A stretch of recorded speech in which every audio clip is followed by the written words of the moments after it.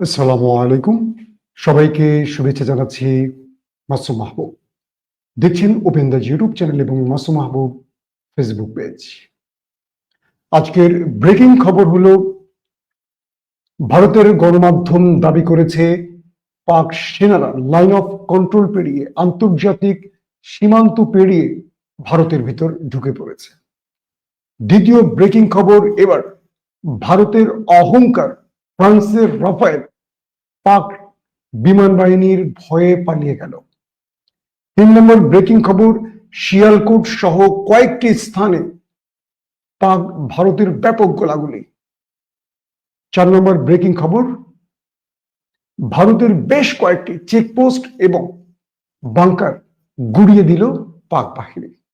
চলুন সবগুলো খবর একটা একটা করে আপনাদের দেবার চেষ্টা করছি। প্রথমে যে খবরটি দিয়ে শুরু করতে চাই, পাকিস্তানের শিয়ালকোট আর শকরগড়ে আর্টিলারি রেজিমেন্ট পাকিস্তানের এখানে পাকিস্তান তাদের আর্টিলারি রেজিমেন্ট পাঠিয়েছে। কোথায়? শিয়ালকোট, শকরগড়ে। এই তথ্যগুলো কে দিচ্ছে? ভারতের গণমাধ্যম। তারা বলছে ভারতের দিকে সেনা এগুতে শুরু করেছে, পাক সেনারা ভারতের দিকে এগুতে শুরু করেছে। এবং তারা বলছে আর্ম ডিভিশনের, পাকিস্তানের যে আর্ম ডিভিশন আছে সেখানে 2 ডিভিশন মোতায়েন করা হয়েছে এই শকরগড় এবং শিয়ালকোটে। এবং তারা আরো বলছে টলিপির রাওয়ালকোটেও পাক সেনাবাহিনী অগ্রসর হচ্ছে। টলিপির এবং রাওয়ালকোট এই অঞ্চলেও, মানে সীমান্তের এই অঞ্চলেও সেনা গতিবিধি বৃদ্ধি করেছে পাকিস্তানি সেনাবাহিনী। এবং ভারতের গণমাধ্যম আরো বলছে মাল্টি ব্যারেল রকেট, আবারও বলছি মাল্টি ব্যারেল রকেট লঞ্চার মোতায়েন করেছে সীমান্তে পাকিস্তান। এবং তারা আরো বলছে অধিকৃত কাশ্মীরে চীনের রকেট লঞ্চার সেট করেছে পাকিস্তান। আমি প্রথমে এই তথ্যগুলো দিচ্ছি যাতে আপনাদের সুবিধা হয় বুঝতে, পরবর্তী আরো অনেকগুলো আলোচনা করব। আবারও বলছি, কাশ্মীরে যেটা পাক অধিকৃত আজাদ কাশ্মীর যেটাকে বলে, যেখান থেকে ভারতের যে লাইন অফ কন্ট্রোল আছে, আন্তর্জাতিক সীমান্ত আছে, সেখানে চীনের রকেট লঞ্চার বসিয়েছে কে? পাকিস্তান। এই পরিস্থিতিতে এখন ভারত আতঙ্কে আছে যে পাকিস্তানি সেনারা ভারতের সঙ্গে লাগোয়া যতগুলো লাইন অফ কন্ট্রোল রয়েছে বা সীমান্ত রয়েছে সেখানে পাকিস্তানের সেনাদের বৃদ্ধি করা হয়েছে। আমি আপনাদের এর আগের একটি খবরে বলেছিলাম যে চীনের তৈরি একটি বিশেষ গান, যেটা অটোমেটিক, অনেকটা ট্যাঙ্ক আদলে, এটি মোতায়েন করেছে। এবং এই গানটি মিনিটে অটোমেটিক 6 রাউন্ড গুলি করতে পারে এবং লেজার গাইডেড বলে এটি শত্রুকে লেজার সিস্টেমে টার্গেট করে, লক করে, দেন গুলি ছোড়ে। রাইফেলে একটু এদিক ওদিক হতে পারে হাতে, এটা অটোমেটিক কম্পিউটার সিস্টেমে। ধরেন যদি আমার মাথার এখানটাকে টার্গেট করা হয় লেজারে, অটোমেটিক এটা এখানে এসে পড়বে, এতটুকু মিস করবে না, এবং 6 রাউন্ড একসঙ্গে ছড়বে মিনিটে। পাশাপাশি বলা হচ্ছে, কালকে আমরা যেটা বলেছিলাম যে ভারতের কোয়াড কপ্টার, গোয়েন্দা কোয়াড কপ্টার, সেটা লাইন অফ কন্ট্রোলে এসেছিল পাকিস্তানের গতিবিধি লক্ষ্য করতে, পাকিস্তান সেটাকে উড়িয়ে দিয়েছে। পাশাপাশি একটি ড্রোনকেও ভূপাতিত করেছে। এই পরিস্থিতিতে গতকাল রাত, অর্থাৎ টানা 5 দিন ধরে দু দেশের মধ্যে এই সীমান্ত ঘেঁষে ব্যাপক গোলাগুলির ঘটনা ঘটেছে। ভারতের গণমাধ্যম বলছে যে পাকিস্তান আন্তর্জাতিক সীমানা অতিক্রম করে ভেতরে ঢুকে গুলি করেছে এবং তারা ভারী মেশিন গান ব্যবহার করেছে। পাকিস্তান বলছে যে ভারত তারা নিজেরাই আগে গুলি করেছে, পাকিস্তান পাল্টা জবাব দিচ্ছে। অর্থাৎ এই দুটো দেশ এই ক্ষেত্রে এরকম পাল্টাপাল্টি অভিযোগ করছে। এখনকার পরিস্থিতিটা কি আসলে? কালকে গভীর রাতে পাকিস্তানের এক মন্ত্রী, আতা তারান বলি, অনেকে বলে আতাউল্লাহ তারান, আর আমরা বলি আতা তারান, যেটা পাকিস্তান এইভাবেই বলে আতা তারান। এবং দুষ্ট মাপের লোক, ইমরান খানের বিরুদ্ধে মিথ্যাচার করার মাস্টার মাইন্ড ছিল। যারা আমার চ্যানেলে ইমরান খানের খবর পেতেন, এটা হলো পিএমএলএন এর, মুসলিম লীগ নুনের একজন চাপাবাজ নেতা দাঁড়িয়ে আছে, দেখলে মনে হবে যে খুব ভালো মানুষ। তো এই আতাতারান, মানে এটার সাথে আবার ওটা মিলাবেন না, এটা হলো ইমরান খানের ক্ষেত্রে তার চরিত্র বললাম। রাষ্ট্রীয় ক্ষেত্রে তিনি কি বলছেন সেটা ভিন্ন কথা। ইমরান খানের ক্ষেত্রে আমরা শাহবাজকেও সমর্থন করি না, আসিম মনিরকেও করি না। আবার রাষ্ট্র ক্ষেত্রে যখন রাষ্ট্র ভারতের মতো কোনো দেশের বিরুদ্ধে লড়াই করবে তখন আমরা এটা সবাইকে সমর্থন করবো, এটাই স্বাভাবিক। আমরা যদি আমাদের দেশের কথাই বলি, আমরা একইভাবে আমরা হাসিনাকে পছন্দ করি না, কিন্তু হাসিনার আমলে যদি যুদ্ধ আসতো আর হাসিনা যদি শক্তভাবে জবাব দিত, আমরা হাসিনাকে সমর্থন করতাম অ্যাজ এ আমাদের প্রধানমন্ত্রী হিসাবে, সে হোক বৈধ অথবা অবৈধ। বিষয়টা হলো আতাতারান বললেন 24 থেকে 36 ঘন্টার মধ্যে ভারত পাকিস্তানে আক্রমণ করবে। তার বক্তব্যের পর ইতিমধ্যে 24 ঘন্টা পেরিয়ে গেছে, অর্থাৎ 24 থেকে 36 একটা টাইম ডিউরেশন তিনি বলেছিলেন। তো তার এই বক্তব্যটি 24 ঘন্টা পার হয়ে গেছে, এখন আছে আজকের রাত।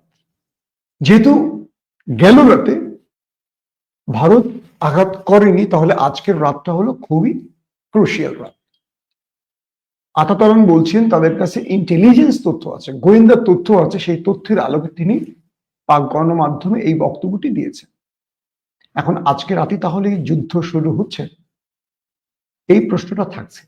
এখন ভারত কখন শুরু করবে এটা ভারতের বিষয়, আর ইন্টেলিজেন্স তথ্যের আলোকে পাকিস্তান কি বলছে সেটা ভিন্ন ব্যাপার। হতে পারে কিছুক্ষণের মধ্যে এটা শুরু হতে পারে, অথবা কৌশলগত কারণে ভারত একদিন দেরিও করতে পারে, দুদিন দেরিও করতে পারে, কারণ ভারতের উপর আন্তর্জাতিক যথেষ্ট চাপ রয়েছে।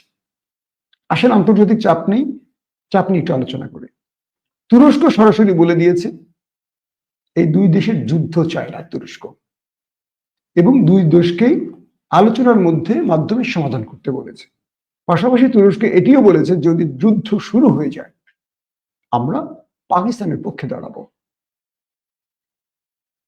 চীন একই ভাষায় কথা বলেছে যে তারা, আমরা দক্ষিণ এশিয়ায় এই মুহূর্তে কোনো যুদ্ধ চাই না, কিন্তু যুদ্ধ শুরু হলে আমাদের অবস্থান আমাদের বন্ধুর দিকে থাকবে।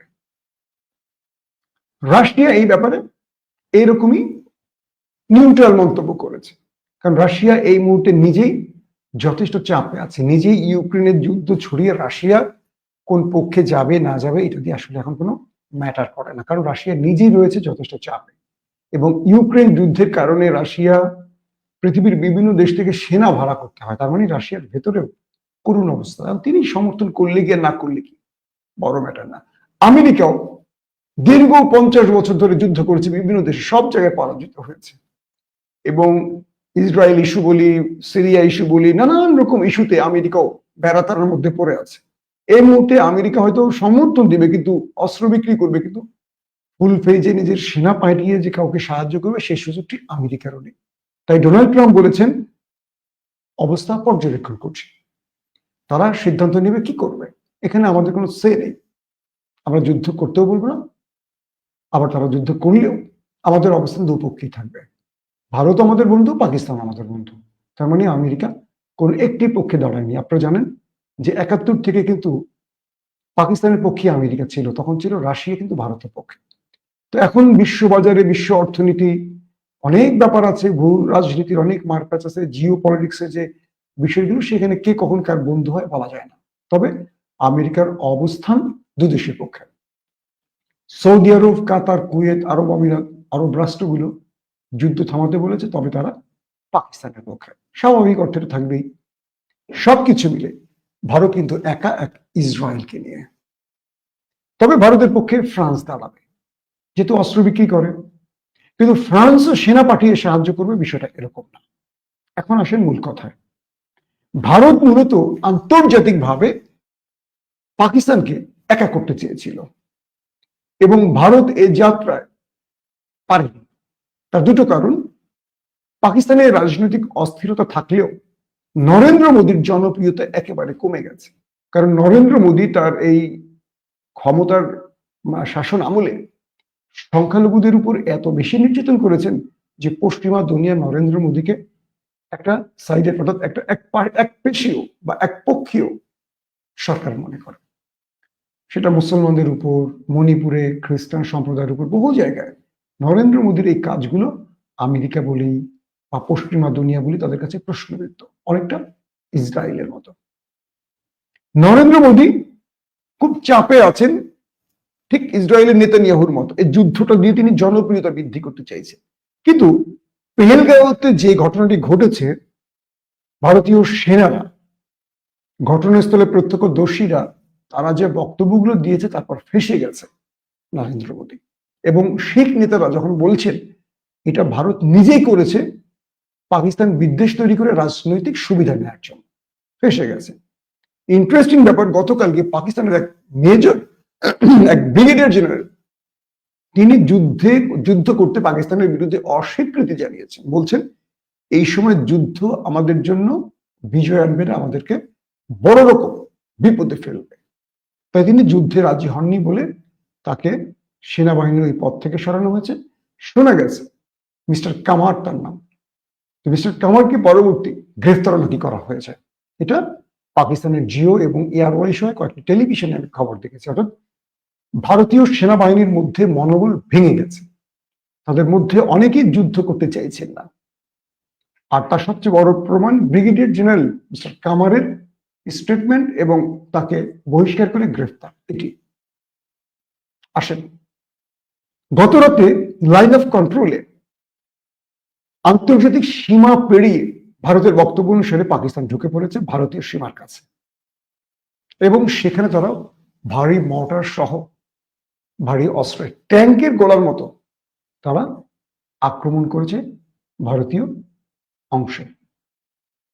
পাকিস্তানি সোর্সগুলো বলছে 6টি চেকপোস্ট উড়ে গেছে গতকালকে, 6টি, এবং এই সময় বেশ কজন ওপারে চলে গেছে, এটা পাকিস্তান বলছে। তবে ভারত চেকপোস্টের কথা স্বীকার করলো, নিহতের কথা স্বীকার করেনি।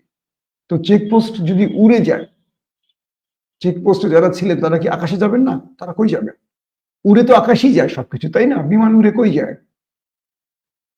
পাশাপাশি পাকিস্তানের গণমাধ্যমগুলো বলছে শুধু চেকপোস্ট নয়, ভারতের বেশ কটি, আধা ডজন বাংকারকে গুড়িয়ে দিয়েছে পাক সেনারা। বাংকার তো মাটির নিচে থাকে, তাই না? বাংকার উড়ালো কি করে? বন্দুক দিয়ে, ট্যাঙ্ক দিয়ে তো বাংকার উঠবে না। এগুলো তো সামনে মুখোমুখি শত্রুকে টার্গেট করে। তার মানে পাকিস্তান কি তুর্কি ড্রোন ব্যবহার করে ফেলেছে ইতিমধ্যে ভারতের বিরুদ্ধে? এই সময় যদি ভারত তার গণমাধ্যমে এই কথাগুলো বলে, ভারত ডিমোরালাইজ হয়ে যাবে, সেনাবাহিনীর মনোবল ভেঙে যাবে, জনগণের মধ্যে আস্থাহীনতা তৈরি হবে, আতঙ্ক তৈরি হবে, স্বাভাবিক। যখন বলা হচ্ছে যে ভারতীয় বেশ কিছু বাংকার, যেখানে সেনারা খাদ্য অস্ত্র মজুত করেছে, যেখান থেকে যুদ্ধ পরিচালনা করবে, সেই বাংকারকে উড়িয়ে দিয়েছে, তার মানে উপর থেকে দিয়েছে, তার মানে তুর্কি ড্রোন ব্যবহার করেছে, ক্লিয়ার। আজকে ভারতের টেলিভিশনে আমি একটি টকশো দেখছিলাম, টকশো মানে সংবাদের যে অংশে একজন সামরিক বিশেষজ্ঞ, এক্স সামরিক বিশেষজ্ঞ বলছেন যে ভারত পাকিস্তানের যুদ্ধে তুর্কি ড্রোন হতে পারে গেম চেঞ্জার।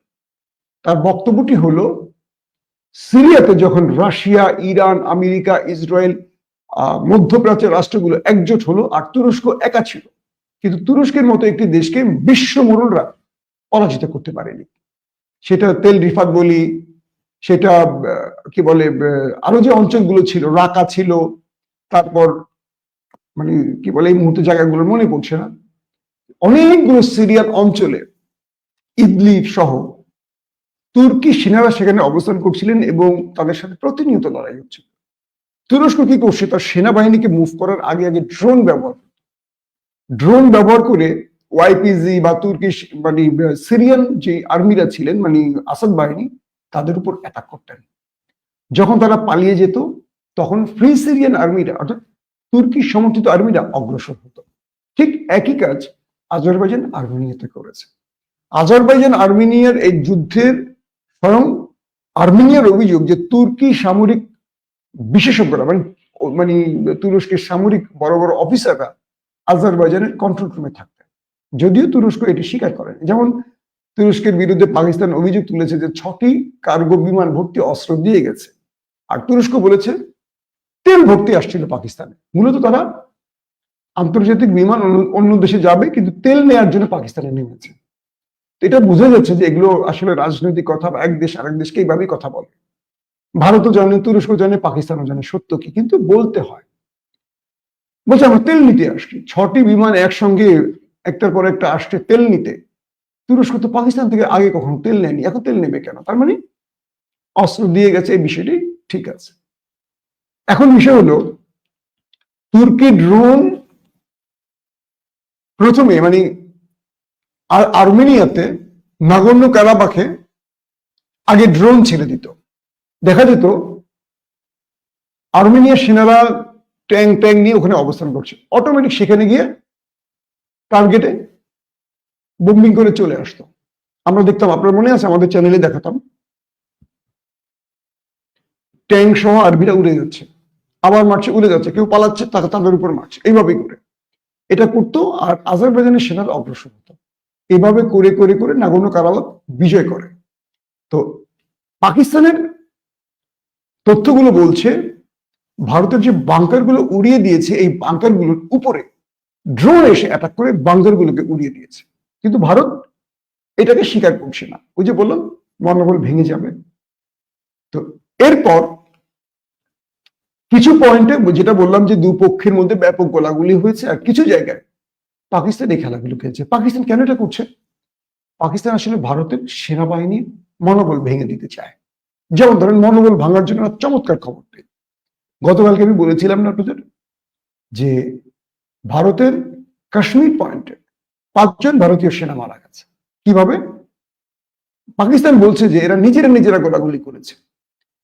পাকিস্তান কি নিজে মারছে নাকি আসলে নিজেরা গোলাগুলি করছে, এটা আমি বলতে পারবো না, কিন্তু পাকিস্তান বলছে না, আমরা মারি নাই ভাই, ওরা নিজেদের গোলাগুলি করেছে। এটা কিন্তু মনোবল ভাঙার আরেকটি মানে দুর্বল জায়গা। যখন দেখবেন কারো মনোবল ভেঙে যায়, তখন সে ভুল করা শুরু করে। যুদ্ধে অপর পক্ষকে মেন্টালি চাপে রেখে তাদেরকে ভুল সিদ্ধান্ত নিতে বাধ্য করা হয়। সেটা বুঝতে পারছেন? তো যুদ্ধে এই কৌশলগুলো ব্যবহার করা হয়। তো পাকিস্তান লাইন অফ কন্ট্রোলে মোটামুটি আন্তর্জাতিক সীমানা পেরিয়ে ভারতের অংশে ঢুকে তাদেরকে একটা ধোলাই দিয়ে চলে এসছে। আবার তারা কয়েকটা পয়েন্ট, আমি শুরুতে যে পয়েন্টের বলছি, সেই পয়েন্টে তারা ভারী সেনা মোতায়েন করেছে, প্রচুর আর্টিলারি বা ট্যাঙ্ক টুং যা লাগে সব ঢুকাইছে। ভারত কি করছে? কালকে রাফায়েল, 4টা রাফায়েল নিয়ে ঢুকে পড়েছে কাশ্মীরে, পয়েন্টে ঢুকে গেছে। তো 4টা রাফায়েল নিয়ে ভারত হয়তো স্ট্রাইক চালাতে ধরেন আসছে। পাকিস্তানের গণমাধ্যম বলছে 4টা রাফায়েলই মিসাইল সেট ছিল, অর্থাৎ স্ট্রাইক চালানোর জন্য এই রাফায়েলের মিসাইল আপলোড করা ছিল। তার মানে তাদের উদ্দেশ্য খারাপ ছিল। যখন পাকিস্তান, ওই যে বললাম তুর্কি স্যাটেলাইট ইমেজ, তুরস্ক এখন ফুল টাইম রিয়েল টাইম সকল ডাটা দিচ্ছে পাকিস্তানকে। তো যখনই পাকিস্তানের কন্ট্রোল টাওয়ারের মেসেজ আসলো রাফায়েল ঢুকে পড়ছে কাশ্মীর পর্যন্ত, অটোমেটিক ওই যে আমি আপনাদেরকে আজ থেকে 3 থেকে 4 দিন আগে বলছি, রাফায়েলকে বিট করতে পাকিস্তান JS-17 থান্ডারকে ব্যবহার করবে, আর তার সঙ্গে মিসাইল নিবে চীনের PL-10। তো পাকিস্তান এগুলো নিয়ে রেডি বসে আছে, বৈমানিক মানে পাইলট তার যুদ্ধ বিমান নিয়ে বসে আছে, কন্ট্রোল টাওয়ার নির্দেশ শ্যাং করে উঠে যাবে। এমন না যে বাসায় ঘুমাচ্ছিল ডেকে নিয়ে এরপরটা বিমান ছাড়া, এটা আর হবে না। পাকিস্তানের প্রস্তুত, ভারতের প্রস্তুত, ফুল একদম যুদ্ধের জন্য। যার যেখানে দায়িত্ব সে সেখানে প্রস্তুত। নির্ঘুম এখন ডিউটি চলতেছে দুই পক্ষের। তো পাকিস্তানের 2জন সিনিয়র সাংবাদিক বললেন, যখনই কাশ্মীর পয়েন্টে রাফায়েল 4টা ঢুকে পড়েছে, অটোমেটিক পাকিস্তান থেকে JS-17 থান্ডার উড়ে গেছে, সেটাকে তাড়া করে। চিন্তা করেন, ভারত আসছে আর পাকিস্তান তাড়া করছে, পাকিস্তান ওয়েট করেনি। কাশ্মীর পর্যন্ত যখনই আসছে, আমি এটার অ্যানিমেটেড ভিডিওটা দেখলাম, যেটা পাকিস্তান রিলিজ করেছে, মানে টাইপ অফ, যেটাকে আমরা বলি যে অ্যাকশন, টাইপ অফ অ্যাকশনে দেখলাম যে 4টা Rafale uploaded, missile uploaded Kashmir মানে ভারতের অংশ থেকে কাশ্মীর দিয়ে ঢুকে গেছে অটোমেটিক। মানে পাকিস্তানের সীমানায় ঢুকবে, সেই সময় সেই করে উঠে আসলো JS-17 থান্ডার পাকিস্তানের, সেগুলো আপলোডেড মিসাইল অর্থাৎ PL-10 সেট করা। যখনই দেখলো পাকিস্তানের বিমান আসছে, ভারতীয় 4টা রাফায়েল পিছন দিকে আবার দৌড় মারছে। আর পাকিস্তানের বিমান কি করছে, একদম ভারতের কাশ্মীরে ঢুকে গেছে। ঢুকে গিয়ে এক কাপ চাটা খেয়ে একটু বিড়ি সিগারেট টান টান দিয়ে বিমান পাইলট আবার নিজেই চলে আসছে। বিষয়টা কি আমি আপনাদেরকে বুঝাতে পারছি? আমি একদম গল্পের মতো করে বোঝাবার চেষ্টা করছি, কারণ আমি এটা অ্যানিমেটেড ভিডিওটা দেখেছি যেটা পাকিস্তান রিলিজ করেছে। অর্থাৎ কাশ্মীরে যখন ঢুকে গেছে, কাশ্মীর থেকে এখন ঢুকবে পাকিস্তানের, ঠিক সেই সময় পাকিস্তানের থান্ডার চলে আসছে। আসার পরে যখনই সেই বিমানগুলো মুখোমুখির কাছে, তখনই ভারতের রাফায়েল ঘুরে গেছে পিছনে, আর সেটাকে তাড়া করে পেছনে পেছনে চলে গেছে পাকিস্তান। ভারত কিন্তু ইন্টারসেপ্ট করতে পারেনি, মিসাইল মারতেও পারেনি। আর রাফায়েলও কিন্তু পাকিস্তানের বিমানকে টার্গেট করে মিসাইল মারতে পারেনি। ওই যে মনের মধ্যে অভির ভয়টা আছে, মনে আছে 19 সালে অভিরে ধরে ফেললো না, বিমান সহ, বিমান পড়ে গেল, সে বেঁচে গেল, তারপরে দোলাই টোলাই দিয়ে চাটা খাওয়া বিদায় করলো। এটি হলো কি, অস্ত্র আমার কাছে আছে মানি না, ভেতরে একটা শক্তির জায়গা লাগে।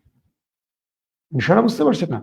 পাকিস্তান তো ধরেই নেয় যে মল্লের শহীদ, আর ওরা মনে করে বললে আমার বউ বাচ্চা কই যাবে, বউ কার দ্বারা বিয়ে হবে, মেয়ে কই যাবে, হাই হাই, মদটা খাবে কি, কবরে গেলে তোর মদ খেতে পারবো না। তো বিষয়টা ঘটলো কি, ওরা উঠে পড়ে পালালো আরেক দিকে।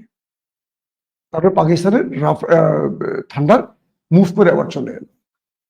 এরপরে রাতে পাকিস্তান একটা ব্রেকিং খবর দিল যে রাফায়েলকে তাড়া করলো পাকিস্তান বিমান, এবং সেই নিউজ আসলো। ভারত এটাকে অস্বীকারও করেনি, স্বীকারও করেনি। এরপর নরেন্দ্র মোদী জরুরি বৈঠক করলেন তার সকল বাহিনীকে নিয়ে। বললেন, পাকিস্তান কি আমাদের পরিকল্পনা বুঝে গেছে যে আমাদের রাফায়েল ঢোকার সঙ্গে সঙ্গে থান্ডার চলে আসলো কি করে? তার মানে পাকিস্তান নরেন্দ্র মোদীর বৈঠকখানার তথ্য হয়তো পাচ্ছেন। আই ডোন্ট নো, আমি জানি না, আমার মানে একটা ধারণা থেকে বলছি। আপনাদের একটা অবগতির জন্য বলি, এই দুই দেশের সেনাবাহিনীর মধ্যে কিন্তু অপরের মানে একে অপরের গোয়েন্দা আছে। ধরেন রয়্যাল লোক আছে পাকিস্তানের মধ্যে, আবার ভারতের সেনাবাহিনীর মধ্যে ISI লোক আছে, এটা থাকেই এদের। তো রাফায়েল কালকে রাতের মিশনে ব্যর্থ হয়ে গেল। আজকে এলো মূল ক্রুশিয়াল দিন। আজকে কি করবে নরেন্দ্র মোদী, আমরা দেখার অপেক্ষা থাকবো।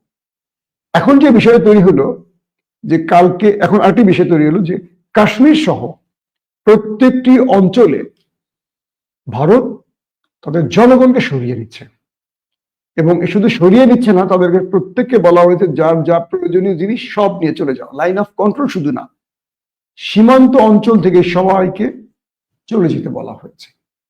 হাসপাতালগুলো জরুরি মানে কি বলবো, হাই অ্যালার্টে রয়েছে। প্রত্যেকটা গুরুত্বপূর্ণ জায়গা হাই অ্যালার্টে রয়েছে। রক্ত প্রয়োজন, প্রচুর রক্ত সংগ্রহ করা হচ্ছে। স্কুল কলেজ তো বন্ধ হয়ে গেছে। জরুরি অ্যাম্বুলেন্স ব্যবস্থা, সেনাবাহিনীর মানে আপনারা জানেন যে কাশ্মীরে 7 থেকে 8 লক্ষ সেনা থাকে। একটা জিনিস বোঝার চেষ্টা করেন, কাশ্মীর ভারতীয় অঞ্চলটা কতটুকু। এই কাশ্মীরের ভূমিটা বাংলাদেশের চেয়ে বড়। জম্মু কাশ্মীর এটা হলো ভারতের অংশে, আজাদ কাশ্মীর গিলগিট বালতিস্তান এটা হলো পাকিস্তানের অংশে, আর চীনের অংশের মধ্যে একটা আছে। তো এটা ছিল পাকিস্তানের এই অংশটি। তো এই অংশটির কিছু অংশ চীনকে পাকিস্তান দিয়েছে। এটা মানে এই অঞ্চলের সবচেয়ে উঁচু জায়গা। এই অঞ্চলটিতে চীনের দখলে, কিছুটা চীনের আর বাকিটা পাকিস্তানের। তো কাশ্মীরের 3টি পয়েন্ট পাকিস্তানের পকেটে, জম্মু কাশ্মীর শ্রীনগরের যে অঞ্চলটা এটা হলো ভারতের অংশে। তো বলা হচ্ছে যে এই অঞ্চলকে পুরো খালি করে ফেলছে নরেন্দ্র মোদী। বাংলাদেশ সীমান্তেও ভারী অস্ত্র মোতায়েন করেছে, ট্যাঙ্ক মোতায়েন করেছে, যুদ্ধ বিমান মোতায়েন করছে, ড্রোন মোতায়েন করছে। তার মানে নরেন্দ্র মোদী বাংলাদেশের ব্যাপারেও হার্ড লাইনে আছে। এখন বাংলাদেশ থেকে যুদ্ধের আঘাত মোকাবেলা করতে না বাংলাদেশে ঢুকে পড়তে, সেটা প্রফেসর ইউনূসই হয়তো বুঝতে পারবেন, এটা আমাদের বলার কিছু নেই। বাট বাংলাদেশকে সর্বোচ্চ সতর্ক থাকতে হবে। আর প্রফেসর ইউনূসের আজকের বক্তব্য যে আমরা একটা যুদ্ধের হুমকিতে আছি, এটাকে আমরা বাদ দিয়ে চলতে পারবো না, বা এটাকে আমরা এড়িয়ে চলতে পারবো না। এখন এই মুহূর্তে যে বিষয়গুলো ঘটছে, পাকিস্তানের দুটো বক্তব্য এসছে। একটি হলো পাকিস্তান আক্রান্ত হওয়ার সঙ্গে সঙ্গে জবাব দেবে।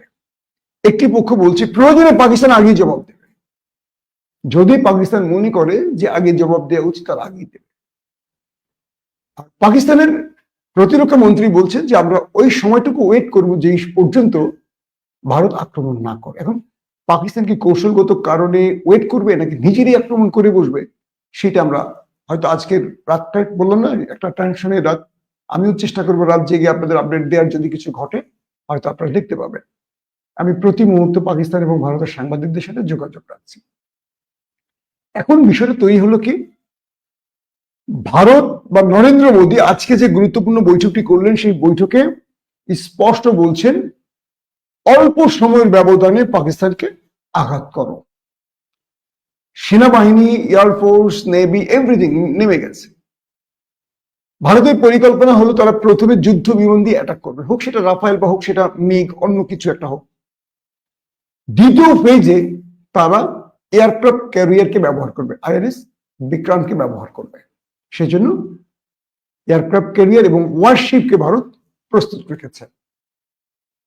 পাকিস্তানের যেহেতু কোনো কি বলবো এয়ারক্রাফট ক্যারিয়ার নেই, পাকিস্তান ভারতের এই একমাত্র কি বলবো এয়ারক্রাফট ক্যারিয়ারকে উড়িয়ে দেওয়ার জন্য বা ধ্বংস করার জন্য তার একটা পরিকল্পনা তৈরি করেছে, যেটা আমি পাকিস্তান থেকে জেনেছি। তাদের পরিকল্পনা হলো যে এটি আরব সাগর দিয়ে পাকিস্তানের বাণিজ্যিক যে নগরী, আমরা যেটা বলি কি বলি আরে সিন্ধুর যেটাকে কি বলে করাচি অঞ্চলে হিট করতে পারে। তো পাকিস্তান তার পুরো সীমান্তে ভারতীয় পয়েন্টগুলোতে প্রচুর সেনা মোতায়েন করে একদম হাই অ্যালার্টে রয়েছে। প্রত্যেকটা সেক্টরে ভারত এটা করলে এটা করবে, ভারত এ পরিকল্পনা এ খেললে ওরা এর জবাব দেবে, বি খেললে বি জবাব দেবে, সি খেললে সি জবাব দেবে। অর্থাৎ সম্ভাব্য পরিকল্পনার আলোকে পাকিস্তান তার পরিকল্পনা তৈরি করেছে। পাকিস্তানের সূত্রগুলো বলছে তাদের চিন্তাটা হলো তারা প্রথমে ড্রোন অ্যাটাকে যাবে। ইতিমধ্যে আপনারা আমাদের চ্যানেলে যারা নিয়মিত তারা জেনে গেছেন যে তুরস্কের সবচেয়ে লেটেস্ট আপডেট ভার্সনের আকিনজিও চলে এসছে। তার আগে এসছে বাইরাক্তার TB2 ড্রোন, যেটা সিরিয়া আজারবাইজান একটা বড় খ্যাতি ছড়িয়েছিল। কিন্তু এই যে লাস্ট যে 6টা বিমান এসছে, এখানে আকিনজিও আসছে। আকিনজির একদম লেটেস্ট যে ভেরিয়েশন, এটা তো আপডেট করছে ওরা প্রতিনিয়ত, এই আকিনজিও চলে এসছে। পাকিস্তান এই ড্রোন গুলোকে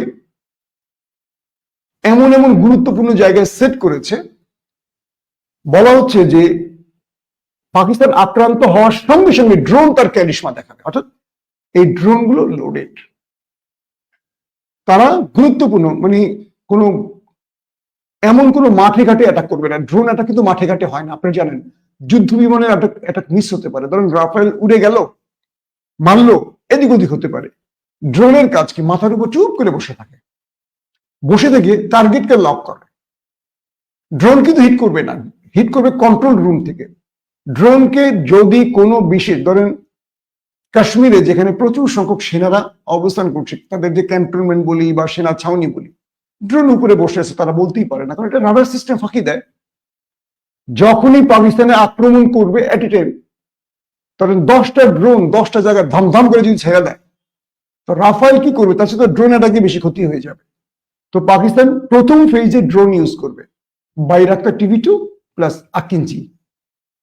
সীমান্তে তারা তুরস্ক এবং চীনের অস্ত্র দিয়ে শুরু করবে। কি তাদের কাছে যে মিসাইল গুলো এসছে চীনের লেটেস্ট, এটা তারা ব্যবহার করবে GS-17 থান্ডার দিয়ে।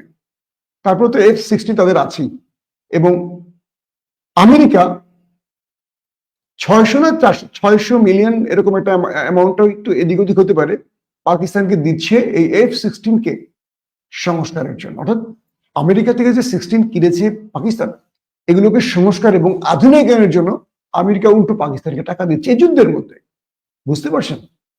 তো বিষয়টা হলো যে পাকিস্তান প্রথমে GS-17 থান্ডার ব্যবহার করবে, দ্বিতীয় ফেজে F-16 কে মাথায় রাখছে। ওই যে বললাম পরিকল্পনা অংশ। আপনি বলবেন ভাই আপনি জানেন কেন? আমি এগুলো পাকিস্তান থেকে নিচ্ছি, এটা ভারতও জানে, ধরেন এটা গোপনের কিছু না। আবার আমরা যেটা জানি এটা হতেও না পারে, প্রথমে 16 হিট করলো, চিনিটা পরে হিট করলো, এলোমেলো তো হতেই পারে। বাট তথ্যগুলো যেভাবে আসছে সেভাবে আমি আপনাদের দিচ্ছি, খবরের মানুষ হিসেবে এটা আমার দায়িত্ব। কি ঘটবে কিভাবে ঘটবে এটা আল্লাহ ছাড়া কেউ বুঝতে পারে না, কারণ সারা রাত ধরে নরেন্দ্র মোদী যে প্ল্যান করছেন সেই প্ল্যান তো ভেঙে গেল, কারণ রাফেল ঢুকেও পালিয়ে চলে আসছে। তো এটা তো স্বাভাবিক, যুদ্ধের ক্ষেত্রে প্রতি মুহূর্তে সিচুয়েশন পরিবর্তন হয় কৌশলগত কারণে। এবং তুরস্ক যে অস্ত্রগুলো দিয়েছে এটা কোন কোন পয়েন্টে ব্যবহার করবে পাকিস্তান এটাও ঠিক করেছে। এবং প্রতিনিয়ত তুরস্কের সামরিক বিশেষজ্ঞ, আজকে আমি দেখলাম টুইটারে তুরস্কের একজন সামরিক ঊর্ধ্বতন কর্তা পাকিস্তানের কর্তার লগে জরুরি বৈঠক করছে। তার মানে কি, এই মুহূর্তে যুদ্ধের কৌশল নির্ণয়ে চীনের পাশে তুরস্ক ফুল সাপোর্ট দিচ্ছে পাকিস্তানকে। যুদ্ধটা শুধু পাকিস্তান ভারতের মধ্যে না, চীন পাকিস্তান ঢুকে পড়েছে, চীন তুরস্ক ঢুকে পড়েছে পাকিস্তানে, হোক পাকিস্তানে, হোক কি বলবো কোনো রাষ্ট্র, এটা কি বলে এম্বাসিতে হোক, যেখানে হোক। আমি যে টুইট ভিডিও দেখলাম সেটা আপনাদের বললাম, এটা তুরস্ক থেকে টুইট করা হয়েছে। তার মানে পাকিস্তানের সেনাবাহিনী প্রতি মুহূর্ত এই দুটো দেশ থেকে ফুল সাপোর্ট পরিকল্পনা নিয়ে তার স্টিল এখনো দাঁড়িয়ে আছে। এখন নরেন্দ্র মোদী কোন টাইমটায় আঘাত করবে আর পাকিস্তান কোন টাইমটা জবাব দিবে এটা দেখার জন্য আমরা অপেক্ষায় আছি। ইন্টারেস্টিং ব্যাপার হলো নরেন্দ্র মোদী মেবি ভয় পাচ্ছেন, কারণ তারা সিনেমাতে যত গর্জে বাস্তবে ততটা বর্ষে না। সিনেমাতে আমরা দেখি যে কি নাম, ওদের নাম, নাটকের নাম মনে থাকে না, কি ধর্মেন্দ্র তার ছেলে কি নাম, আপনি একটু বলেন তাদের কি, আরে কয়েকদিন আগে এই দাঁড়িয়ে দুড়ি নিয়ে একটা ছবি করলো।